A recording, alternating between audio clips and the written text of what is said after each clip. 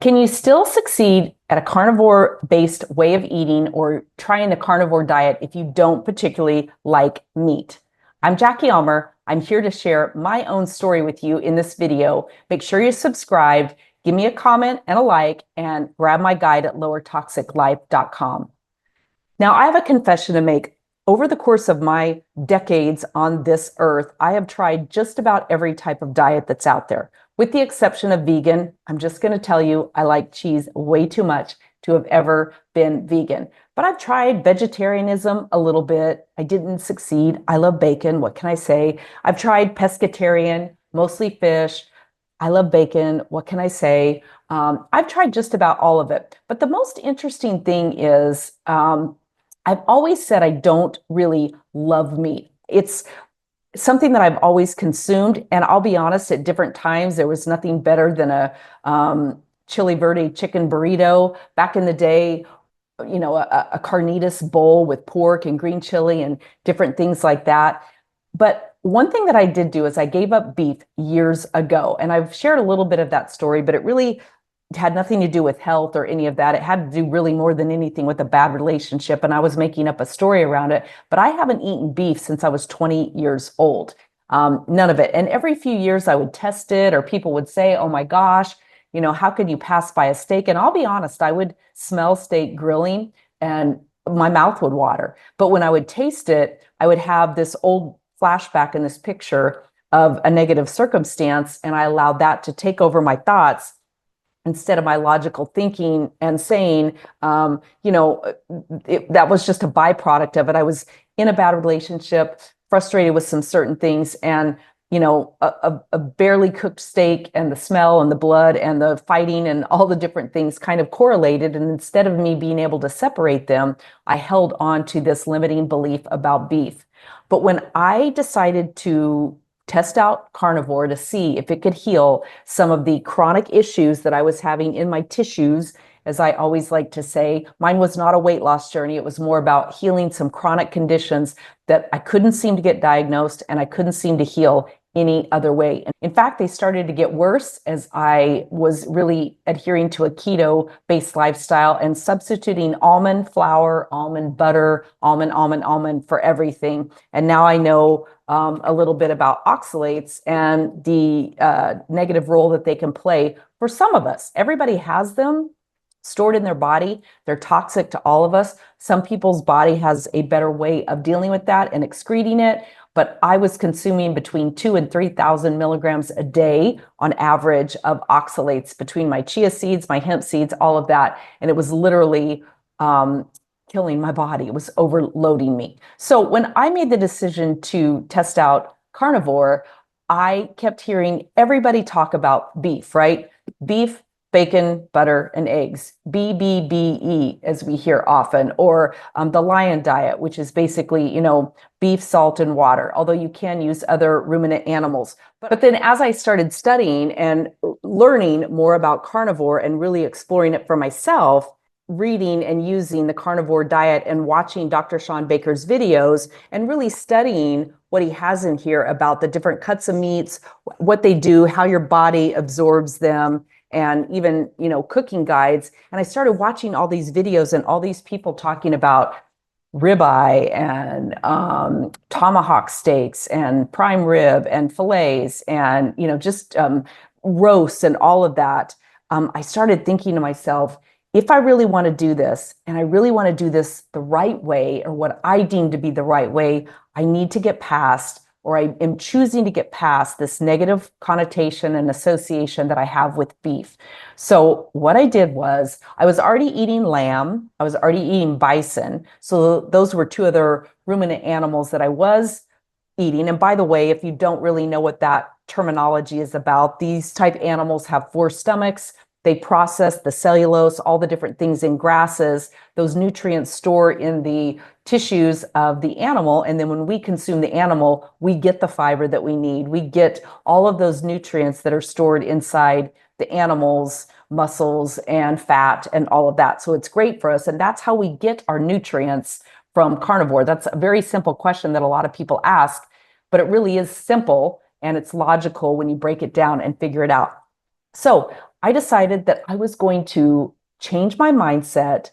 I was going to work to change those neural pathways that were in my brain that were associating beef with negativity.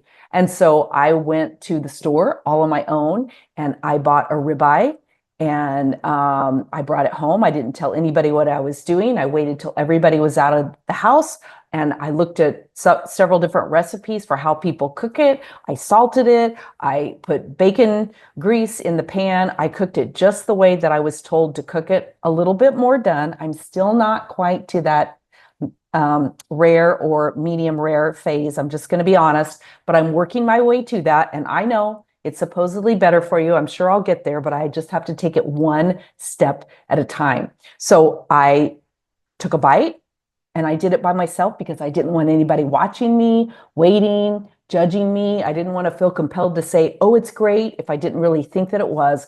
But I will tell you, I took that very first bite and it was fabulous. And I hadn't cooked a steak in years because it just wasn't something that I did because I didn't serve it regularly. My husband is an airline pilot, used to get steaks out on the road if that's what he wanted, but he never really cared that we didn't have that type of hamburgers. We did a lot of turkey burgers. And then when I discovered I liked bison, I would do bison burgers, all of that. But it wasn't a big deal not having it in the house. But it was kind of funny because I tasted it and I really liked it and I kept going and I ate half of it. And then later I ate the other half of it. And then I waited to see, how does my body react? How am I going to do? And pretty soon, I was making hamburgers. I was combining ground beef and bison and making ground beef bison burgers. And I have to say, I absolutely love beef today. I never thought in a million years I would say that again. But here's what I did. I decided what I really wanted in life. I want to be well. More than anything, I want to feel great. I want to live a vibrant, third phase of my life. I want to travel. You might have heard me say I want to hike Machu Picchu and I want to hike the Camino de Santiago in Spain and France. I have a lot of things on my bucket list I want to do. And slowly but surely, these chronic issues, this joint inflammation and pain and digestive issues and elimination issues and all of these things that were stacking up within my body were prohibiting me from living the life that I wanted. And this is where getting so clear on your why is so important, because for me, nothing mattered more than my health, how I felt, and being able to live my life fully. So I decided that I could change my thought process around meat in general. I decided that I could get past the moral issue of factory farms and how some animals are raised and all of that. I don't love any of that. I'd like for all of that to change, and I want to be part of helping to make that change. And I very seldom eat that type of animal protein. I buy from Butcher Box. I buy from a local butcher. Right now, I'm trying to find a local sourced and a group to go in to where we can buy a cow or something like that. And, from a regeneratively raised cow from that type of farming, and something that really does support what I do believe is the circle of life. I believe that earth and nature and all of that is a beautiful thing. And I'm not one of those that ever believed that we weren't, as humans, meant to eat animals. I think that it's important that we take care of our animals and we treat them humanely and we follow that whole circle of life philosophy that goes into it. So that part wasn't so much of an issue for me with any of that, but I had to sit down and really work on my thoughts and work on my feelings and my reactions around all of that. And, in the beginning, I made some different sauces that I would dip the meat in. And then pretty soon I was just dipping it in butter. And now I can just, eat it with salt and all of that. But it was just a process. But the reality of it is, if you aren't a huge meat lover, there are still a lot of things that you can do. But it really does start with working on your own thoughts and mindset around what matters to you, what you want most, and what your beliefs are. And then it's always a good thing to write those beliefs down and take them out and unpack them. Is this a valid belief? So for me, it was no.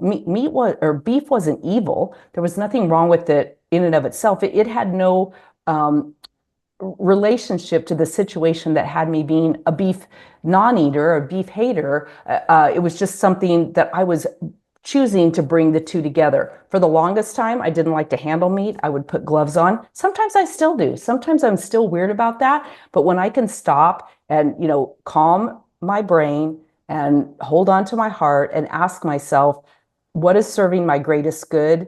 How do I want to show up best in the world? How is this diet and so much that I've already done with it? How is it truly supporting me and healing me? And through that, how can I go on and continue to do good things in the world? So I'm just here to tell you, have some fun with your grocery shopping. Have some fun with your food variety. For me, I don't have a dairy issue, so I do still incorporate dairy and some fun different things. So a good, meal for me might be 3 scrambled eggs with ground beef. Maybe I'll add some chorizo in it. Sometimes the spicy doesn't do well with me, but I'm working on that. And then I'll make a chicken sausage and cut that up to go along with it. And then I always have some bacon with it and some cheese. And it just makes for a really wonderfully flavored and varietal type of meal. So if you have any questions or comments, leave them below. Grab my guide at lowertoxiclife.com. Make sure you watch my playlist here on all things carnivore and kind of the different ways that I've eased into it, challenges I've had. I'm not one of those people that always shares just the rosiest story, because the reality of it is anytime you're dealing with chronic illness, chronic pain, weight issues, medications, a lot of the different things that bring us to changing up our diet, a lot of times the road to get to the success that we desire is not always paved beautifully. It's bumpy and it's got potholes and it has a lot of different things like that. And so I want to be the one to share that with you so that you don't think, if you're not experiencing immediate success and immediate weight loss and immediate all of that, that there's something wrong with you. There's not. It's just your process, your journey is going to be a little bit different. So subscribe to the channel, leave me a comment below, let me know what you've taken away from this, how you feel about meat, and if you are also living this lifestyle. I'm Jackie Ulmer. Thanks for spending this time with me.